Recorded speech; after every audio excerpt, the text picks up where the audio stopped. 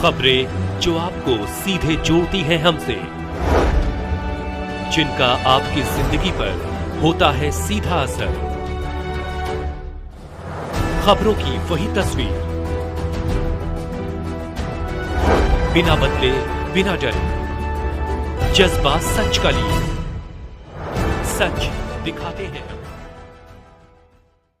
वाराणसी स्थित the scholar home school शिक्षण संस्थान में एडमिशन की प्रक्रिया प्रारंभ हो चुकी है। द स्कॉलर होम स्कूल शिक्षण संस्थान के डायरेक्टर वीरभद्र सिंह ने बताया कि द स्कॉलर होम स्कूल में जनवरी से एडमिशन की प्रक्रिया शुरू हो गई है, जो कि हमने 25 अप्रैल तक निःशुल्क एडमिशन दिया जा रहा है, जो कि 25 अप्रैल के बाद एडमिशन शुल्क के साथ जमा करना होगा। अतः सभी अभिभावक और छात्र अपने विवेक के अनुसार शिक्षण संस्थान का चयन करें और जल्द से जल्द एडमिशन कराकर आगे की शैक्षिक क्लासेस शुरू करें। द स्कॉलर होम स्कूल का उद्देश्य ही छात्रों के उज्जवल भविष्य के लिए संकल्पित रहना है। एडमिशन की प्रक्रियाएं शुरू हो गई और संस्थान द्वारा नए नए पाठ्यक्रमों को सम्मिलित कर खासकर छात्राओं को आत्मनिर्भर बहुत स्वावलंबन बनाने के क्षेत्र में कार्य किया जा रहा है।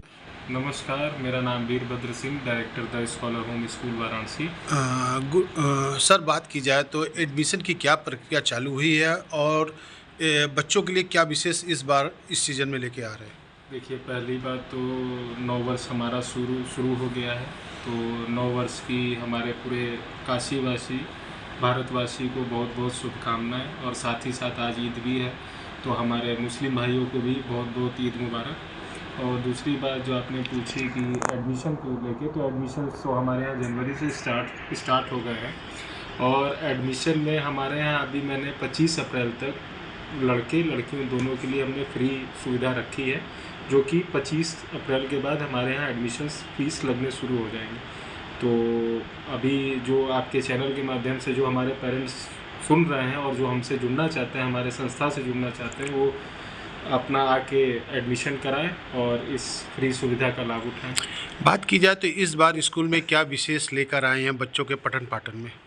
पठन पाठन में देखिए, मैंने तो बहुत सारी चीज़ें चेंज की है। इस बार मैंने कुछ CBSE से नए एफिलिएशंस भी ले रखे हैं, जैसे हैंडक्राफ्ट है, ब्यूटिशियन कोर्स है बच्चियों के लिए, और बाकी तो हमारे बच्चे जो है बास्केटबॉल टूर्नामेंट में जाते हैं, वॉलीबॉल टूर्नामेंट में जाते हैं, स्पोर्ट्स हमारे यहाँ चलते ही रहते हैं रेगुलर। तो बच्चों हमारे लड़कों के लिए तो सुविधा थी, लेकिन हमने बच्चियों को सोचा कि बच्चियाँ थोड़ा खेल कूद में थोड़ा सा कम रहती हैं, ऐसा नहीं कर रहा हूँ कि बहुत कम रहती हैं, थोड़ा कम रहती हैं, तो उन बच्चियों के लिए मैंने ये ब्यूटिशियन टाइप के कोर्स, जो अदर कोर्सेज वो लोग करना चाहते हैं अपने लाइफ में, सिलाई उलाई का काम और जैसे मार्केटिंग के काम, तो ये सब सारी चीज़ें हम अपने इस बार स्कूल में लेके आ रहे हैं। सर, एडमिशन्स की प्रक्रिया की जहाँ तक बात होती है, तो एक कथित रूप से शिक्षा माफिया के सक्रिय होने की बातें होती हैं और पेरेंट्स के जेब पे एक आर्थिक रूप से शोषण की बातें आती हैं शिक्षा जगत पे, सर छोटे बच्चों से लेकर हायर एजुकेशन तक। कैसे देखते हैं और क्या कहना चाहेंगे इस संदर्भ में? मेरा तो ये देखिए कि मैं अपने संस्था की अगर बात करूँ तो मैं बहुत नॉमिनल फ़ीस रख के अपने बच्चों को पढ़ाता हूँ।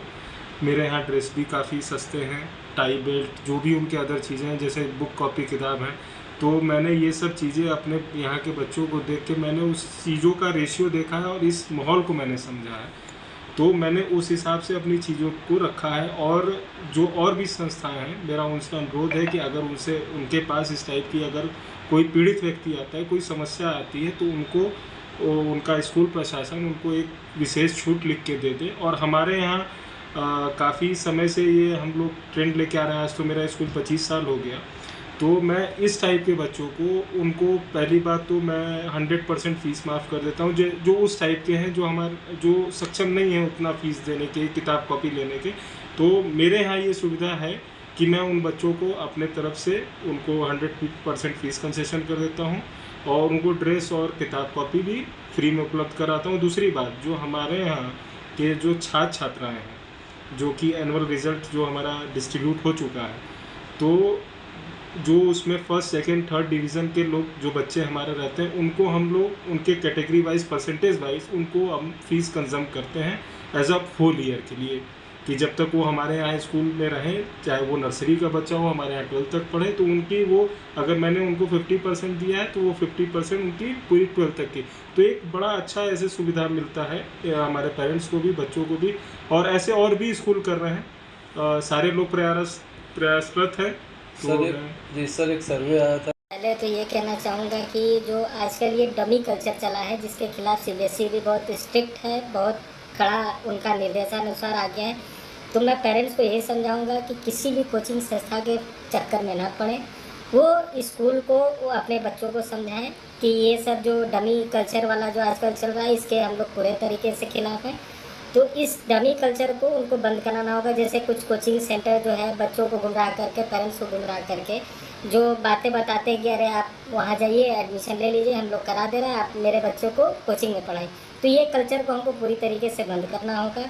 और इसका मैं पेरेंट्स को भी एक चीज़ समझाना चाहूँगा कि आप उन बच्चों को जब तक आप स्कूल की आदत नहीं लगाएंगे, तब तक कोई भी संस्था हो, कोई भी जब तक वो बच्चा स्कूल में नहीं आएगा, तब तक वो अगर उनसे रिज़ल्ट की उम्मीद करते हैं, तब तक वो रिज़ल्ट उनको उनके नियमानुसार नहीं मिल पाएगा। अगर वो सिर्फ कोचिंग के चक्कर में रहेंगे तो उनको स्कूल आना 100% कंपलसरी है, जिसमें अभी कुछ दिन पहले सीबीएसई ने भी अपनी सर्कुलर जारी कर दी है। तो इसके लिए हमारे पेरेंट्स को मैं अभी से अवेयर कर दे रहा हूँ कि इन चक्करों में ना पड़ें, वो स्कूल में दाखिला कराएं और स्कूल में अपने बच्चों को पूरे समय के लिए भेजें ताकि वो अच्छे से अपना बोर्ड का प्रिपरेशन कर सकें। बात की जाए तो जिस तरह से आपके स्कूलों की बात हो रही थी, तो पुस्तकालय और जो लैब चीज़ें हैं आपने उन लोगों ने बनाया, तो उसमें क्या अदर स्कूलों के हिसाब से क्या विशेष पुस्तकालय और लैब में है आपके? देखिए, पुस्तकालय में मैंने फुल्ली डिजिटल कर दिया है जो हमारी लाइब्रेरी है। और जो हमने इस बार जो लैब में एक नई चीज़ लाई है, मैंने एक उसमें टच पैनल लगवाया है ताकि जो बच्चा हमारे लैब में जाए, जो मान लीजिए कभी ऐसा होता है कि वो प्रैक्टिकल करने टाइम उतना चीज़ें समझ में नहीं आता है, तो उनके लिए बड़ी सी मैंने स्क्रीन लगवाई है करीब 75 सेंटीमीटर की। तो वो उस स्क्रीन पे हमारा टीचर उसको बाकायदे उस चीज़ को समझाएगा, उसका डेमोन्स्ट्रेशन देगा, तब उनको बच्चों को प्रैक्टिकल करने दिया जाएगा। इस साल से मैं अपने संस्था में ये चीज़ लाया। अभिभावक और बच्चों के लिए क्या कहेंगे?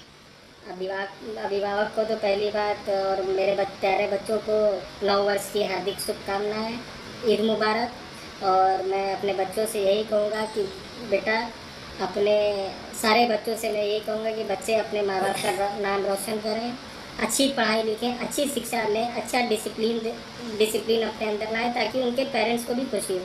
पेरेंट्स की सबसे बड़ी खुशी ये होती है कि जब अभी जो 10th 12th के आपके रिजल्ट्स आने वाले हैं, तो आप पूरे साल कुछ भी करो, लेकिन आप अगर अपने पेरेंट्स को रिजल्ट दोगे ना, तो उनका मनोबल जो होता है वो और बढ़ता है। तो ये मैं अपने बच्चों से कहूँगा कि जिन्होंने भी परीक्षा दी है तो अच्छा ही दिया है। तो हमारे जो बच्चे हैं और अभिभावक हैं, अभिभावक तो सबसे पहले ये देखते हैं कि हमारे बच्चे का रिज़ल्ट क्या है। तो रिज़ल्ट अच्छा है तो अभिभावक तो ऐसे ही खुश है।